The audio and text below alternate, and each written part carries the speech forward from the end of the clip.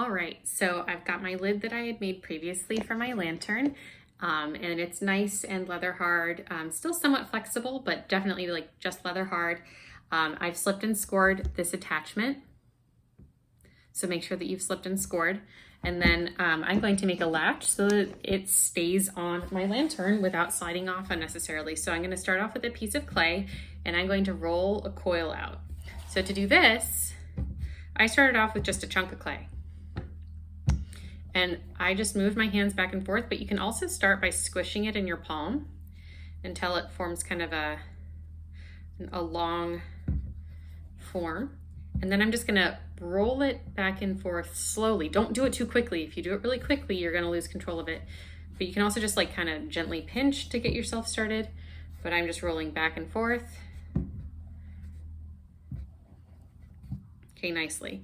You wanna start off with good clay. I just felt an air pocket in there, so I'm gonna use the other piece that I had.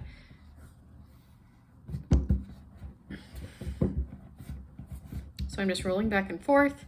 If you get to a spot where it starts flopping on your table because it's flatter on one side than the other, just gently squish it until it's round again.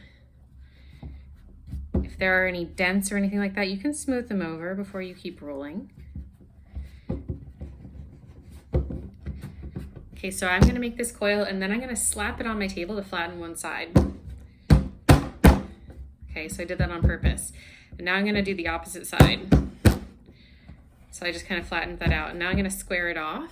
And then the last one, squared it off. Okay, and I'm gonna just coax this to make it longer. So I'm kind of making a slabbish coil right now.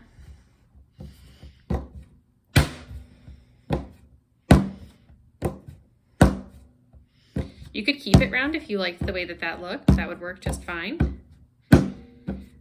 So I'm just giving it a half turn each time here and giving it a little smack on the table. All right, so I think that this should probably be large enough, just guessing, for what I'm gonna need. Yeah, so what I wanna do is pull my lantern back into the scene here. And this is actually gonna be fitting down inside of here. So I'm gonna pinch off my extra that I definitely don't need. And let's take a measurement. So I'm gonna see what the inside of this measures at tightly. So that's a tight fit right now. And then I'm gonna loosen up on it a bit so that it has some room for what you would call play. So let me see about just gently sticking this. So I've now got a little bit of space where this can jiggle around in every direction, and that's going to be perfect. So I want there to be like a pencil thickness of wiggle room on all of the sides. Okay, so now I've got my ring.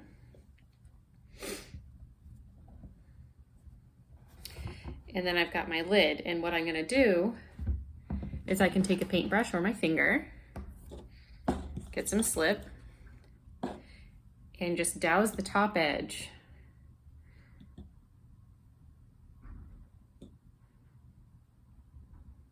And then what you'll do, trying to keep it centered, so I'm putting my fingers underneath and I'm kind of using them to guide, having kind of an equidistant drop here. And then it just picked it up. And I'm eyeballing it, and I want to make sure that that's as close to being in the middle as possible. And then I'm going to just trace out, just using a tool, where that is.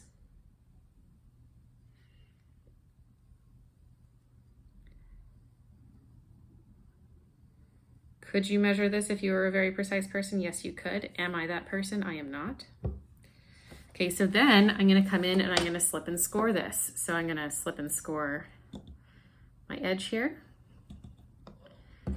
And if you have one of these rake tools, these are truly wonderful for slipping and scoring. If you don't, you can just use whatever sharp tool you've got. I'll show it using the less good tool just so you can see how scratched up this needs to get. Where you're transitioning from like the one side to the other side of this fold, You really want to get in there.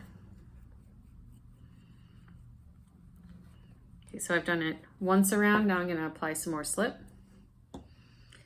because messing up the structure of the clay, the way that the platelets are fitting together, is the point of slipping and scoring.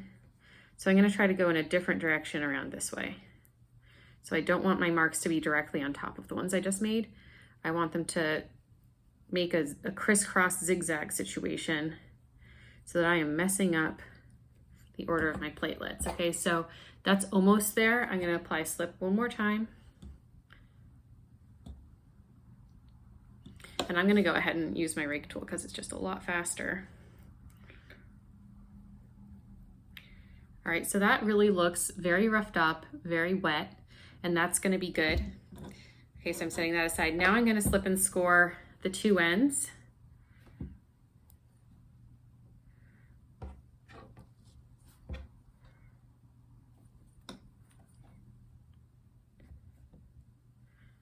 Okay, and I want to really rough those up and make it to be a good connection. So I'm going to stick those together. Okay, so those are together now. Just kind of work them together a little bit, push them together. All right, and then I'm going to go ahead and slip and score this part.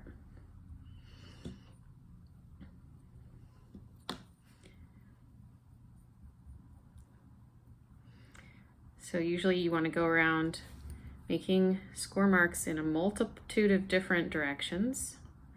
They shouldn't all go one way. And it should really get, like, this is looking real gross. And I always say it should look like raw hamburger. If it looks like raw hamburger, you're in business. Okay, and give it one last little score.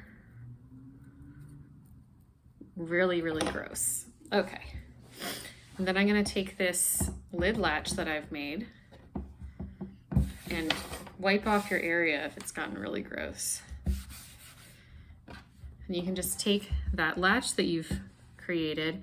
Don't make the break happen at the same point that this break happens. It'll increase its strength. Okay, so I'm just positioning it there, and then I'm gonna just, without distorting my piece here, because I don't wanna mash it on the table, I'm gonna just gently apply pressure going around. So I'm just pushing my finger down a little bit and just making like a bunch of little movements here where I'm just pressing those wet spots. All right, and once you've pressed all of those on, you're actually gonna take your little sponge and just run it around to make that smooth.